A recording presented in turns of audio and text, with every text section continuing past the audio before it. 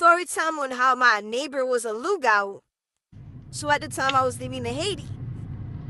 If you owe somebody money in Haiti, you better pay them back. I'm back with another spooky story. This story was told to me by a family member when She said that back in the day, when they used to go to church, there was this witch.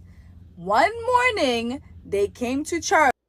Story time when my sister almost got taken out of this world by someone who was getting initiated into voodoo in Haiti.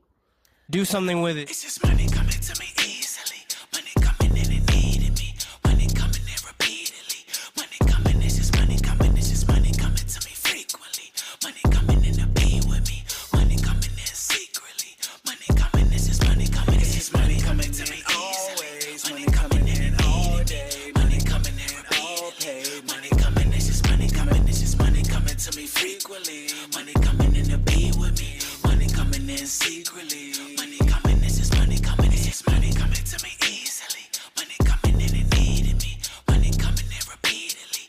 Money coming, it's just money coming. It's just. I told my mom that you guys wanted to hear stories about witches, and she left me 2 voice messages, and I listened to them today. It's not funny, but y'all listen to this. Yes. I'm gonna play it in Creole just a little bit, and then I'm gonna translate it for you guys in English. Te bon lugar ou sou quartier ya. Lugar ou sou quartier, mais lugar ou kon marcher dans même l'église avec nous. Même l'église nous marcher sou quartier. Et puis kounya la même depuis lugar ou rentre dans. By the way, y'all, I'm making these cute little skull earrings. She said that back in the day, when they used to go to church, there was this witch. One morning, they came to church on Sunday, and the pastor, and they're a really good, genuine pastor with real serious power in Haiti. I can't speak for anywhere else, but I know in Haiti, they be some good, real godly people. So the pastor goes, I know that there are some people who come to church that are witches. On Saturday, y'all fly and y'all go do all of these evil acts, and then on Sunday, y'all come to church trying to pretend like y'all righteous, like y'all good people. But I know exactly what you are, and I can see through you, and I'm warning you right now, when it comes time to receive communion, if you come in and you get communion, I promise you that it will be stuck in your throat. I know how it is, right? People just be like, they bluffing, they kidding, right. Ain't no way. You know, the time comes, it's time to get up to receive communion. Why this lady know that she's a witch, a lugau, and she really walked up and got communion? Bro, sure enough, just like the pastor said, the thing got stuck in her throat and she couldn't talk anymore. She literally became mute. So then her daughter comes back, and remember, witches most of the time they will have children. Her daughter comes with her, and her daughter says to the pastor, like, can you please undo whatever it is that you did to my mother? She has been mute. She can't talk ever since she went up to get communion. She's not able to verbally communicate. The pastor just looked at her and said, you knew what you were, and I gave you a fair warning. I told you that if you come up and receive communion, what was going to happen to you, and you didn't heed my warning. What is done, and it cannot be undone. Now deceased, this woman spent the rest of her life mute. Story time on how my neighbor was a lookout. So at the time I was living in Haiti, and my mama had sent me to get some bread for her, and then I went outside. I saw a cat in front of the door looking at me. In Haiti, it's very weird. A cat standing in front of you, and I'm going left, the cat is going left, I'm going right, the cat is going right.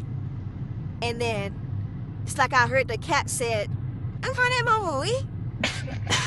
So what it means in English is, you know I know your mom? So I was so scared, I ran. The next day, I saw the neighbor nodded her head, just like the cat. And then she said, I'm going to mama, we. And this is the time I seen a lugau in Haiti. Creepy story time. It all happened in Haiti. My mom was throwing a party, like a little get together, and everyone was having fun, but it was getting late, so everybody had to go home. After they went home, my mom heard a big sound coming from outside. It sounded like this. Yeah, like a cow. So she went outside to check. She saw a huge cow, the size of the road. No, literally, the size of the road.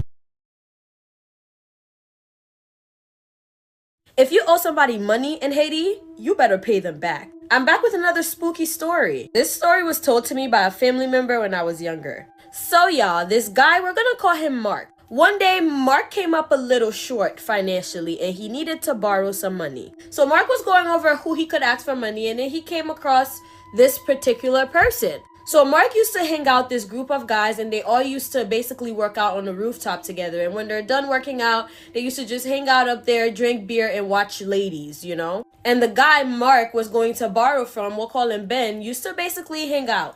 But he used to come once in a while. He wasn't basically one of the regulars, but once in a while he would pop up and he'd be cool. Like, Ben and Mark were most definitely cool. Because Ben don't really come to the rooftop to work out that much, Ben wasn't really a buff guy in comparison to the other guys. Mark was a big dude, okay? And also the other guys that were hanging out were also big, but Ben, he was pretty scrawny. That's important.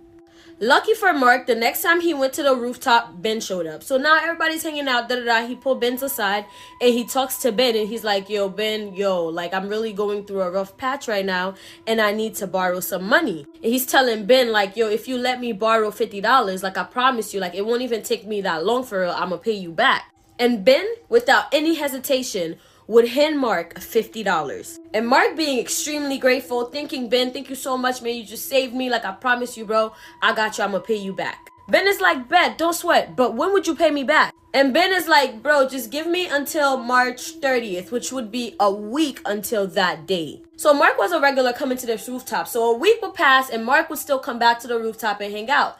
So then Ben would also show up to the rooftop to hang out and they would talk, what's up, what's up, what's up. But at this point, a week is up. So Ben would ask Mark, yo, like, what's good with the money? And Mark would tell Ben, yo, like, bro, I got you. Like, I didn't get the money as soon as I expected. Like, I'm so sorry. I promise you. I got you on the 5th of April, which would have been a week exactly from that day. So Ben is like, okay, understandable. I got you. April 5th. Same case. April 5th comes around. Ben comes around and asks Mark, bro, do you have it this time? And Mark actually is like, bro, I don't have it. You would never believe what happened to me. As I was on my way here, I actually got robbed. So because I got robbed, I don't have any money for you. Ben is like, yeah, you know, that happens. But when do you think you'll actually have it? And Mark is like, actually, how about you give me till April 10th? I'm about to go play the lottery and I got you for sure. Cause I had this dream about these numbers. I got you. So now Ben is like, I'll be back in 3 days. And Mark is like, you should come back in 3 days because I'll have your money in 3 days. So now Mark shows up and Mark tells Ben, you know, so I did play the lottery, but like what ended up happening was that I lost all the money. So now I'm broke. Like, I don't have any money for you, not for me, not for anybody else. Like, there's no money here. You can't expect me to pay you back. And Ben is like, well, I beg to differ because you did say you were going to pay me back damn near 4 weeks ago. And I gave you so much grace. So you are going to pay me back. And Mark is like, well, after I told you that I lost my money in the lottery, I thought you would understand that I don't got no more money. So I don't understand what more you would expect from me. And Ben now is really getting serious. He's like, bro, I don't know what you think you're doing, but I would really advise you to pay me back. And now that really sounds like a threat. So Mark is like now really trying to size Ben up. Mark is getting all tough. Like, what do you mean you would suggest? Like, that sounds like a threat. Are you threatening me? Mark got Ben beat by a good size, okay? Ben doesn't entertain any of what Mark is doing and literally says to him, I'll deal with you later, and proceeds on walking away. Now, when a Haitian person tells you this, it's not good. Mark goes home that night, and as far as he's concerned, Ben is definitely not getting that money back. Not after that interaction that they just had. So he gets to the house, he goes to bed, laying in bed, drifting asleep. Suddenly, he starts to hear the wind outside, just going like really, really crazy, like Then he starts to hear footsteps like coming towards his door. Then he's hearing like creatures laughing like And his wife next to him, mind you, is sleeping. Things are falling. He's hearing things laughing. Like he is dead in the middle of chaos. Until he hears on his door. So Mark would reply out loud, "Go away. I don't know who you are. I don't know what you think you're doing. You need to leave me and my family alone. Go away. You're not welcomed here." Like trying to basically shun away these spirits, whatever is taunting him right now. However, he wasn't very successful. The windows fly open and in flies 2 figures standing in his bedroom, just awkwardly just staring at him. So he's all spooked out and he's backed up on the bed like, yo, what the? And mind you, the wife is not moving. There's not, like, the wife is deep in sleep right now. So the 2 spirits are very distinguishable. You can tell them apart, basically. Because one of them was very serious and the other one was very, like, this very sinister kind of character. The very serious one didn't say very much. But the second one, the more sinister one, was dancing all around the room, just like hopping all around the room, laughing like while the other one stands still staring at him. And the sinister one would dance all around his bed and all around his bedroom, just dancing and smiling, and come real close to his face and ask, "Aren't you gonna ask us why we're here?" Well, we'll tell ya. And they both together says, "We came to collect on debt." And they would now tell him, "You have 48 hours to pay Mr. Ben back, or our next visit won't be as fun." To which they would and disappear out of the window, and it would just close, and the night would just continue on. So Mark went to sleep, woke up the next day very confused, like, wait, was that a dream? Did that actually happen to me? But Mark is like, Ben, you send these 2 little demons after me for $50? If you thought that was gonna get me, let me get my leg back. So then Mark would go do what he does and send some demons back to Ben. Now, I don't know what happened from Ben's perspective, but what I do know is the next part told me that Ben wasn't exactly happy about the demon. So now a week goes by, Mark is in his house, doors is locked and everything. He has a couple of friends over, they're drinking beer, and they're actually talking about that situation. So Mark is explaining the situation to the guys like, you would never believe what Ben tried to do. First of all, he let me borrow some money, and then he's pressing me about his money, like, how dare him? And then, you know, of course, like, I'm Big Mark, so like I stepped up to him, you know, and I told him to back up. And then he had the audacity to send some motherfucking whatever those were in my bedroom to tell me, big old me, that I got 48 hours to pay him back. Nah, I wouldn't have it. So I went ahead and I sent him some demons. Real shit. I ain't paying you back. Well, y'all, as he's talking about the situation, everything in the house just starts to shake. So then his lights are going in and out and in and out. And then finally everything goes black. Everybody's freaking out trying to figure out what is going on. So right when the light comes on, now there's somebody wearing a cloak standing in the middle of his living room. Just so you get a reference, this is what it would be. Yes, there's somebody standing in his living room wearing all red, holding a freaking, I don't know, a baton. I don't know what you would call that. Like, it's a long stick. And then he slowly walks over to Mark. Which translates to, I am a grown man and you are a child. The guy looked up at Mark and Mark realized, yo, this is Ben. Ben is standing in the middle of my living room right now wearing this creepy cloak.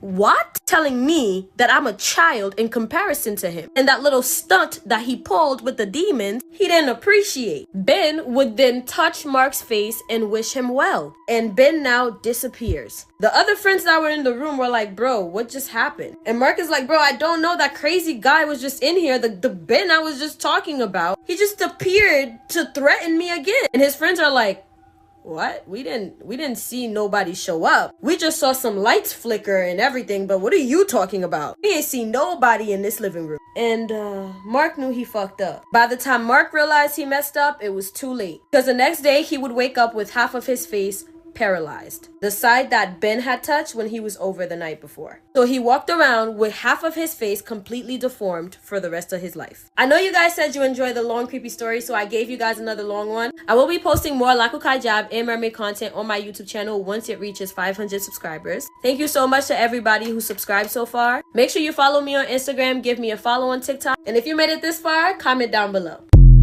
Tell me what's the creepiest experience you ever had in your life and why you still think about them. Ay, bobo. Let's just say one of the creepiest because we got stories for days. When I was very young, one night back in Haiti, before I moved to the United States, my friends, cousins, and I were playing outside. Kids don't play outside after a certain time in Haiti. But I was very young and really didn't understand why. One night we were playing out a little later than we should have, and all of a sudden we could hear humming coming from a distance. Along with the humming, we can hear feet stomping in rhythm. This specific feet stomping and humming was actually known very well. Kids would know the names and would know to stay away from them and come inside at a certain time, but the adults knew exactly the true nature. These are what we call sombrel. Somehow I got very distracted by the humming and stomping. I didn't even realize that every single kid had went inside. I don't even know how long I was staring and watching them come closer and closer to me. All I know is I was standing there long enough for them to come close enough to me for me to be able to describe what they look like. The fact is, their faces were completely covered under a white sheet, a white hood, and I didn't even know where the stomping was coming from. I couldn't even tell if they had any feet or not. And that could have been due to all the dust that the stomping was making. All of a sudden, something snapped me out of it, and I realized everybody else was gone and I was completely alone. I could hear a voice telling me to wake up, to move, to run, to walk, to just go. When I finally got home, I told my parents what I had seen, and they told me exactly what they were. And even though they say, if I've captured a child, I will let them go. If I captured an adult, well, let's just say there is no letting go. That will always stay with me because I realized that night I came seriously close to something that in all culture is considered very, very dangerous. Story time when my sister almost got taken out of this world by someone who was getting initiated into voodoo in Haiti. So if you don't know me, hello, I'm Jenny. I grew up in Haiti and I've seen a lot of things. But this particular story was kind of crazy because my sister, my mom here, who lived here at the time, was actually buying things and getting stuff ready for her funeral at the age of, I believe, 16 or 17. She was very young and I was a lot younger, but I still remember the story. So let me put my coffee down. So growing up in Haiti, you do see a lot of things, especially like when it comes to like voodoo and witchcraft and all that stuff. So we always are very careful, right? So we always go to sleep very early because, or not necessarily go to sleep early, but we are in the house at a certain time because you just cannot be outside after a certain time. So that particular day, we were all outside playing hide and seek, but there's this neighbor that lived right in front of us. There's this huge highway in front of their house, but we live behind their house. So they live right in front of the highway. So that family is a very sweet family. We know them. They share food with us. They always, in Haiti, if you live in like a very close neighborhood, people will cook and bring food to the family. And then whenever you cook, you bring food to them. So this particular family we're very, very nice with. And one night we were all playing hide and seek, not knowing that this guy who lives in that house was actually getting ready to be initiated to be a voodoo priest because they just passed down the gift, right? So as he was practicing, it wasn't like they were trying to harm us or anything. He was practicing and he got this powder and mixed the powder and put it on the floor just to see, if he is capable of doing certain stuff, right? So we're playing hide and seek and my sister was actually running around. I don't know who was seeking or who was hiding, but I know that we were all playing hide and seek and my sister crossed over this powder that was on the floor, not unbeknownst to her because obviously it's nighttime and we're playing, and she crossed over the powder, and ever since that night my sister became literally like a zombie. Like she was sick. We couldn't figure out what's wrong with her. They took her to different hospitals. No hospital was able to tell us what was wrong with her. And they even took her to the Dominican Republic because sometime whenever you feel like, okay, well, doctors in Haiti cannot tell you what's wrong, so we'll go over to the neighboring town, which is Dominican Republic. We'll go there to go to a doctor who we believe is more professional or have more tools. Well, they couldn't tell us what's wrong with my sister. And my mom is here. My aunt is calling my mom. Uncles are calling my mom, trying to figure things out. And we got to the point where my sister just would not get better. And she was just getting sicker and sicker and sicker. So then my mom started sending money so we can get like funeral arrangements and, you know, everybody getting their funeral clothing. And in Haiti, it takes forever for everybody to get all their clothing and stuff. Usually about a month, the body would be in the morgue. But my sister wasn't dead yet, but she was like damn near about to die, right? So then we got the casket ready. We had one of our neighbor actually was a casket maker. Like he will make caskets literally right there. So he was preparing a casket for my sister to be buried in. At this point, she's like 16 years old. So then finally I have this aunt of mine she's not a Christian, but she's also not into like practicing voodoo and all that, but she has friends who does it. So she ended up going to one of her friends who basically told her, well, her friend is a voodoo priest or priestess, it was a woman, told her that somebody that we knew did something to her, but it was accidental. So my aunt didn't go to the family, you know, being crazy and arguing and all that, because she already knew that it wasn't on purpose that they did it. But the voodoo priestess was able to tell us the initial of the family, because, you know, family names in the islands is very important. So we knew the people the minute they told us the initial of the family. They told us, you know, somebody close and all that stuff. So my aunt ended up going to the family that lives in front of us that did this to my sister unknowingly. And they talked to my aunt. My aunt told them what's going on. And finally, the people did something, because obviously they have the antidote to whatever they did. But because we didn't know that, we didn't know how to fix it.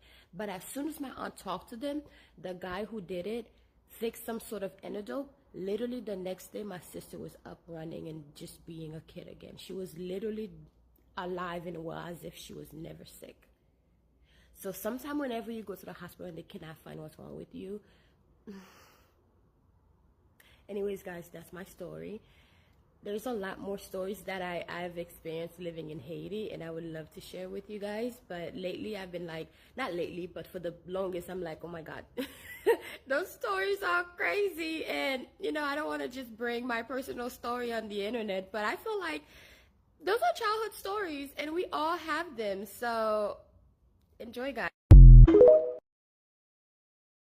Interview with you, and y'all was talking about, you know, voodoo, yes, right, and how, you know, we utilized the swamps because we were masters of it, right, and we knew that they weren't masters of it, and we can beat them in that particular terrain. But specifically when it comes to voodoo, voodoo is seen as, you know, as what's the word I'm looking for, you know, a bad thing, essentially, right? And of course, you know, the dark arts and everything to black and dark is considered to be bad, right? And then of course white magic is considered to be good. But the reality of it is we've been masters of the elements, right? And the spirit our entire existence. So you don't get the Haitians winning, you don't get Natty and the Maroons winning without them being able to utilize, right, the elements. That's all it is. Yes. Voodoo and all that, it's you connecting with nature and the spirit realm. That's all, because it's all the same. Right. But us understanding that in a real way, not white Jesus. Right. You dig? Yeah. Understanding that we are the essence, we are all of this stuff. We as melanated people we are nature. We are the spirit realm. All of it is connected, and we can get our strength from that. And that's what they did in Haiti. And that scared the hell out of white people, and it scares them now. That's why they made voodoo something negative. Yeah. Because what we started doing, we started getting in those swamps with those alligators what white people couldn't go into. Even here in the Americas, we would live around those wild animals because we were on the same page with them. We weren't afraid of them. We had a spiritual connection with them. Even in Africa today, you don't see a lot of African people getting attacked by the animals because they have a relationship spiritually with the animals. Yeah. When we and our brothers and sisters were fighting these white supremacists using their voodoo system, that scared the white supremacists so much, they started making movies in the 1930s about zombies and black Haitians. The early voodoo movies had Haitians in them, them portraying Haitians. The word zombie, which the zombie genre is real big today, that comes from a Haitian man named Jean Zombie, who was killing white people in Haiti during the revolution. After the revolution was over, they were getting the French out. It was this light-skinned slave, former slave named Jean Zombie, who was slaughtering the French. So his name became synonymous with terror. That's where the word zombie comes from. So they've always been afraid of that. They taught us to be afraid of voodoo too. They taught us that it's witchcraft and it's evil. And then we start listening to the white supremacists and start forgetting our history and our essence because they've scared us out of it. Because it disconnects us. Right. If you want to spiritually and psychologically control people, and they have this connection to the element that empowers them, you have to break that connection first, because that's going to give them confidence, right? Now they're in harmony with mentalism, right? Now they know how to use the power of the mind. They know how to use everything around them that becomes a solution for whatever problem that they have. And then we go into alchemy. But you Haitians, you are the only black energy this side of Africa, and in Africa that the white man is afraid of, because what you did, ain't no motherfucker in history ever done. Let's go back to Toussaint Louverture. Christophe. They kicked Napoleon's ass. You've been to Haiti? No, I haven't been to Haiti. I've been to Dominican Republic, but not to Haiti yet. Man, Haiti? I sent my mama there twice. You're born here. I said, oh yeah, you gotta go to Pointe de Bouquet, La Plaine. Haiti, Haiti is what I resonate with. That's where I get my energy from. You motherfucker don't give up. The other day when they bombed Haiti, we expected a long time. There was no earthquake. You see what you guys have done? Nobody ever done. You guys take the white man's greatest general's ass. You guys are the one that knows how to do things without money. They had to fuck Haiti. They had to fuck Haiti. They done chosen their champion far before they made it to this earth. But what do I? Yes, you are chosen before birth. Not even close to birth. This comes back all the way through past lives. Even through your ancestors' past lives. It's all connected. This is generational. So with that being said, I am saving your life. Please do not call on any Haitian Loa unless you know that they are in your court and they have chosen you. Not call on Baon Sandi, Urzali Feda, Urzali Dantor, Papa Legba. Don't call on Ogu. Don't call on Kuzanzaka. Don't call on none of them unless you know that they have chosen you. I am saving your life. They do not like disrespect and they will get pissed off. Do it the proper way. Get a divination reading from a high priestess and they will tell you if they chose you. Y'all, please don't be stupid.